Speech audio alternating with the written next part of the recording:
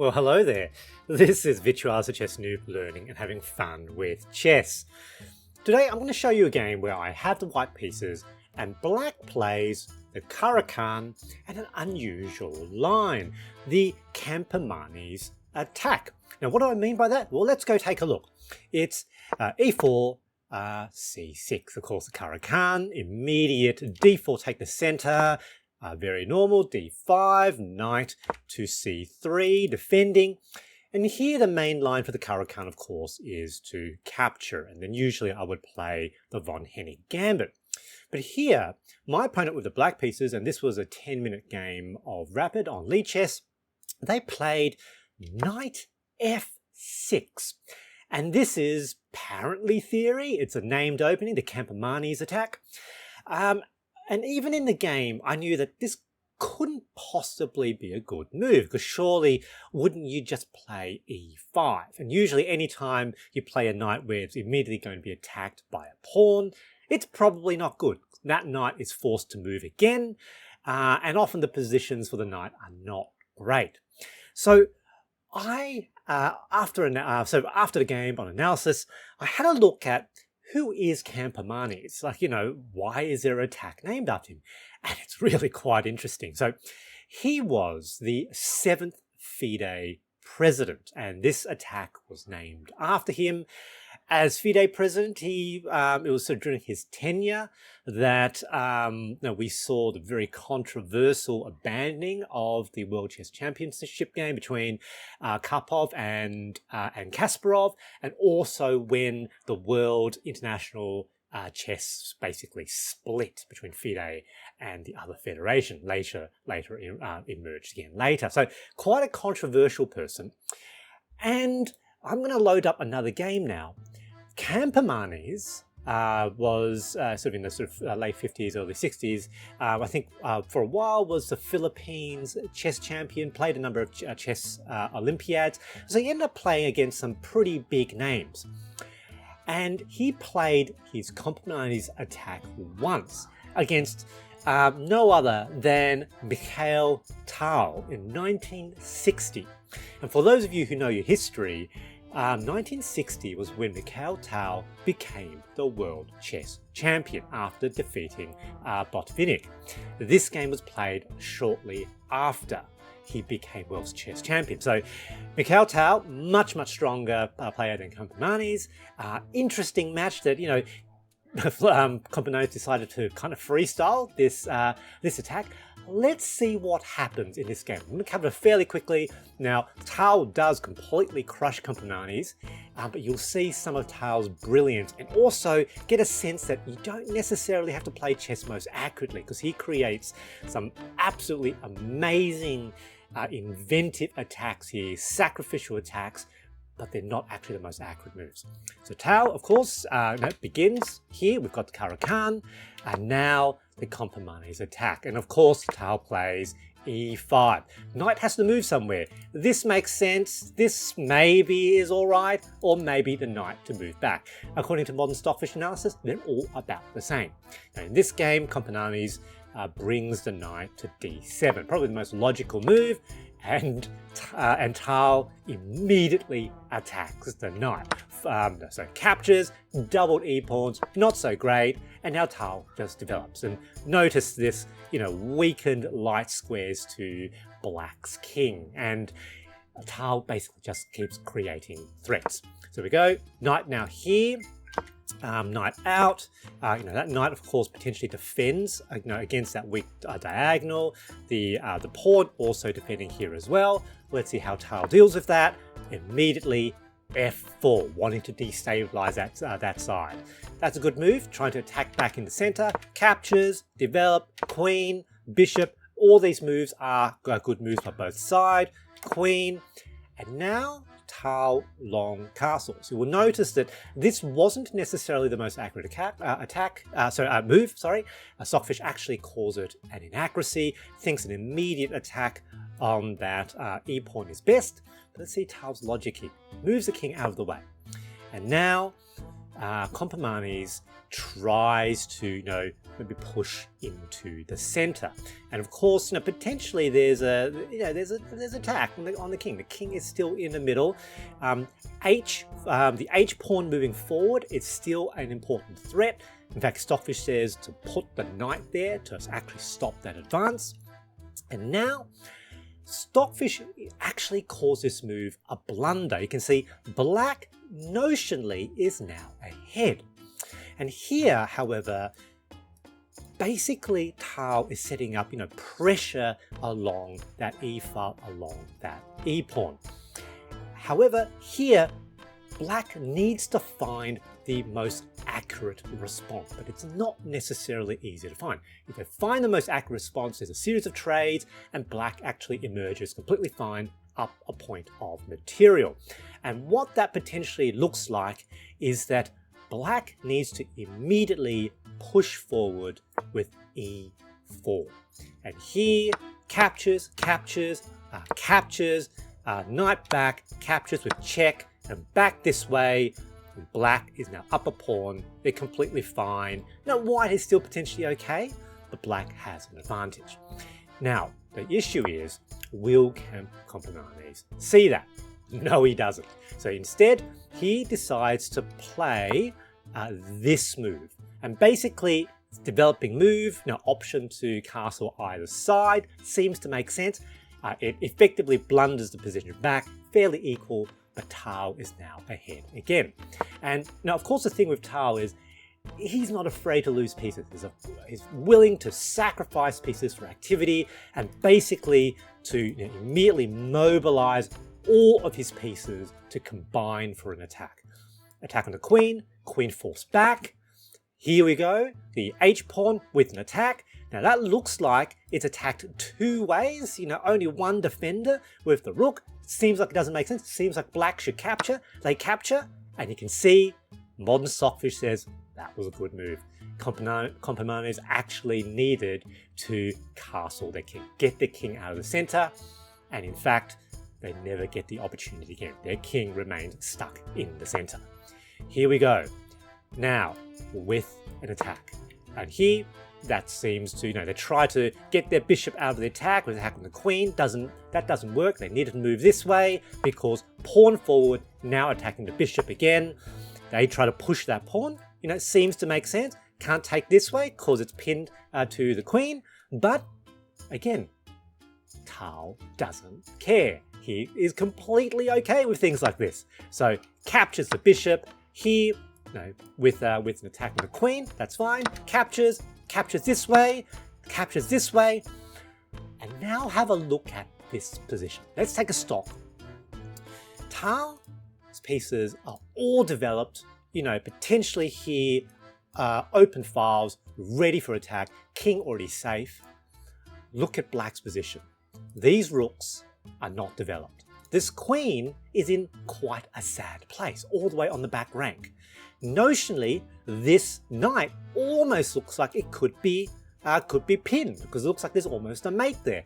This bishop is stuck on this square behind their own pieces. So black is completely constrained. This is such a good position for Tal.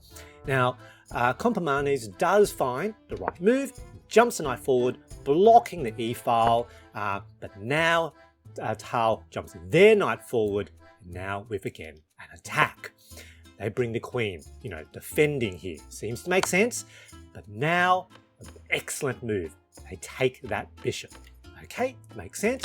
Captures, and now Tal finds a brilliant sacrifice. So two attackers on that bishop. You might think moving that bishop would potentially make sense because, if they move the bishop, this pawn is still defended by the queen, but no.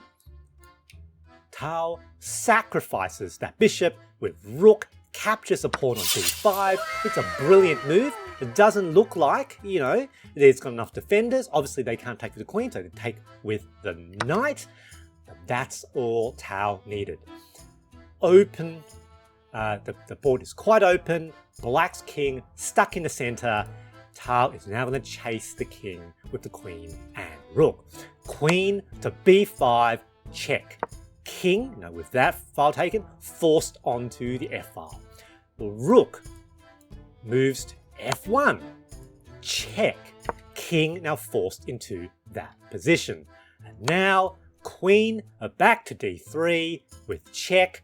This file is covered, king forced onto h6, and now the coup de grace, or rook to h1, and black resigns. Because here, black is going to be forced to trade the queen away, because let's say black plays the best move, either sort of queen here or here. You know, if they want to avoid checkmate, let's say they go here, check, and king can't escape here because it's covered by the queen, forced to capture, queen is lost, white completely winning. Absolutely brilliant game, and you can see so Tal's, you know, creative sacrificial brilliance here.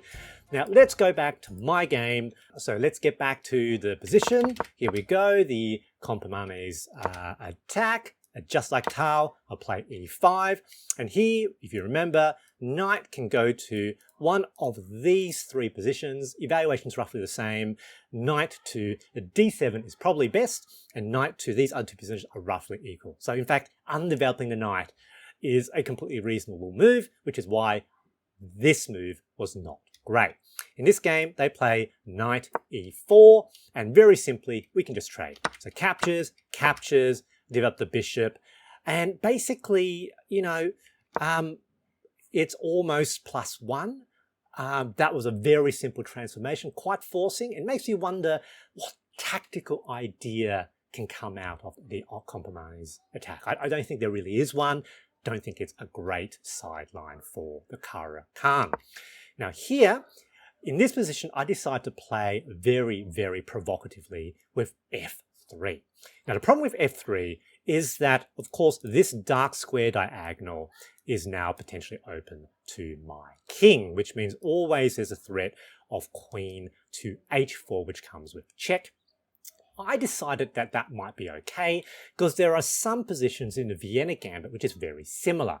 As long as you're willing to accept that check and move the king, depending on the position, either bomb cloud the king to e2 or maybe king f1, it's actually completely fine. And that queen on the edge of the board sometimes becomes problematic for black. So that's what I thought. Now here, what I was hoping for was captures, get to develop my knight, completely winning. And that's an idea potentially in the von Hennig Gambit. However, in this game, black plays correctly. They choose not to take. They don't have to take, so they don't have to take. And they simply open up that dark square diagonal. And here we go. We're going to potentially face that check. Here, I expected that. That's okay. So I decide to immediately bump the g4, expand on the king's side, attacking this bishop. And you'll notice that this bishop is at potentially quite high risk of being trapped. Here we go. The check, expected that. King f1, completely okay. Now, this bishop still under attack, needs to move. And in my analysis, this was the last position in this game which had ever been played before in the Lichess community database. So I was very pleased that my next move was actually Stockfish's most accurate move. My logic here, look, I really want to get rid of that queen. You know, it's not pleasant it being here, and so let's trade queens. Queen to e1. If they trade, capture back, fine for my king. You know, especially with sort of this cluster of pawns, potentially I've really got control of the center. If they don't take, queen probably has to go all the way back to d8, and so they effectively have lost some tempo. And that's actually what they did. They didn't want to trade queens. Queen back to d8, happy days, and now push that pawn. I've got this very, very strong palisade of pawns. It's diagonal, strong pawns, cutting the board in half. With black's movements here, it looks like they're probably going to end up castling kingside, if at all. And even though my king is potentially a bit stuck in the center, this is okay for me. I thought that, you know, this defense will be potentially okay. Now, in the middle game now, I actually don't play that accurately. So this is my strong defense. It gives me some buffer room because it's hard to attack against that. Best move here is probably to move the bishop all the way back to provide an extra defender for that pawn. But I thought, no, that was potentially still a good place to develop my knight. So I decided to bring bishop back this way and then potentially, you know, here with an attack on that pawn. So that's what I was thinking. They so developed, looks like, yes, they're going to castle kingside. The bishop here now, attack on the e4 pawn, get rid of their infiltrated pawn. Here they take, makes sense, excellent. Get to develop, but firstly, need to take captures. They capture this way. Now, opened f-file. So risky for me because I'm now going to capture. And of course, if they short castles, that is pin. So you can see Stockfish calls that bit of a mistake, that it was better for the queen to come to that position first.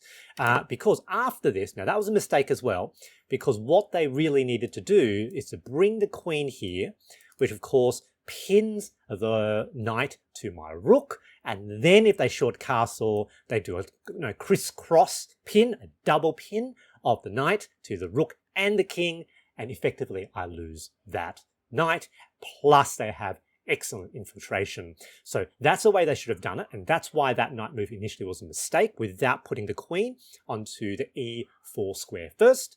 However, having to play very, very accurately in tactics often means that black will have a high likelihood of mistakes. So this is a tricky tactic to play.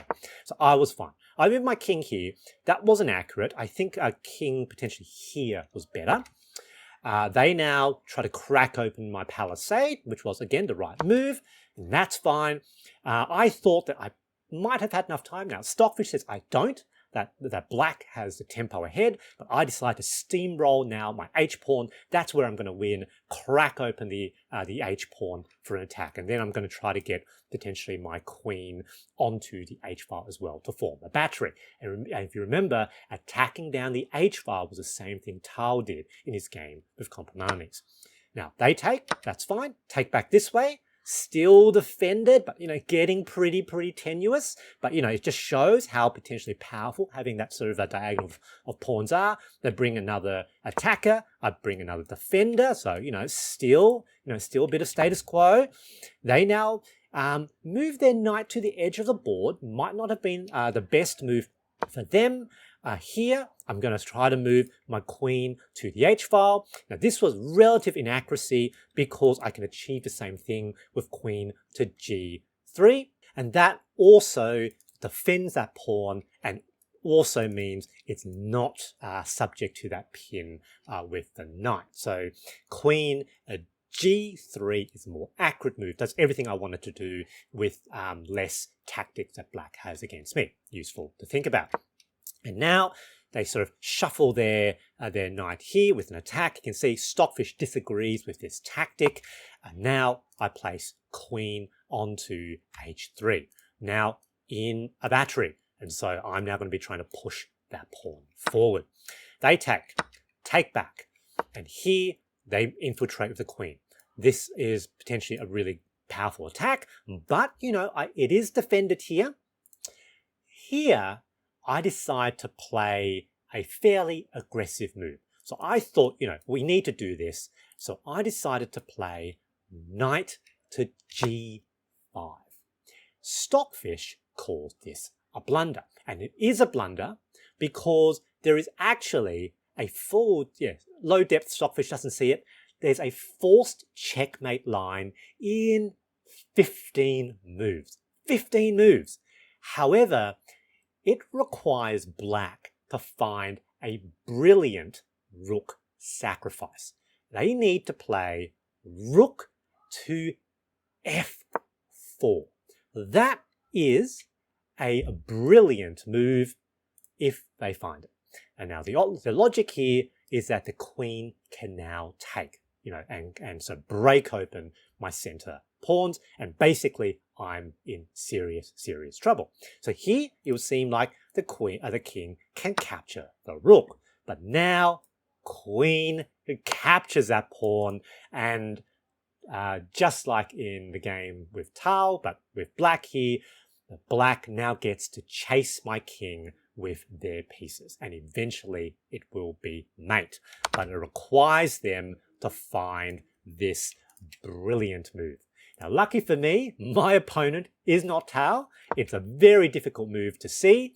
This move, thus, I would argue at the beginner intermediate level is a tricky, devious move, because what I'm baiting black to do is that it looks like they have to capture. That comes with check, and that's what they did. They captured. Look, they've got plenty of time. This is a 10-minute game. They captured this way, but that is in fact a blunder. And in fact, we go back to 0, 0, 0. From mate in 15 for black, it's 0, 0, 0. I capture back. Now there's a battery. Black is in trouble. Do they find the right move? Their best move is pawn to h6. Difficult to see because it looks like captures, captures, captures. Infiltration, hard to see. So black didn't want to touch their defenses, pushing defensive pawns in front of king looks wrong. They possibly thought that they had still one step ahead of me, and so they developed their rook, brings the other rook into the attack with rook a c8. But that's a blunder, and you can see from 0, 0, 0 now to mate in 9 for white. And here, this attack proves to just be too strong for black. Queen captures h7 with check. King forced now to f7. And now this fully open f-file becomes a liability. My pawns on the 5th rank now control these dark squares. So the king is almost basically trapped. And so rook to rook a f1, check. King now moves here. Capture, check. No, can't block with the rook because no, the queen just captures. So they try to move their king here, I think, hoping to potentially escape, forgetting that that's cut off completely by my queen. And now a ladder mate seemingly coming out of nowhere. A rook captures rook on f8. A ladder mate. Good game. GG. The big takeaway from this game is that the Campomanes attack is probably not a great sideline for the Caro-Kann player. And the second thing is, one of my messages in all my videos is that there is a difference between the best moves and the most accurate moves, especially at the beginner intermediate level. And playing romantically, aggressively, it creates very, very fun chess, and often it's still very winning. I hope you enjoyed this video, and thanks for watching.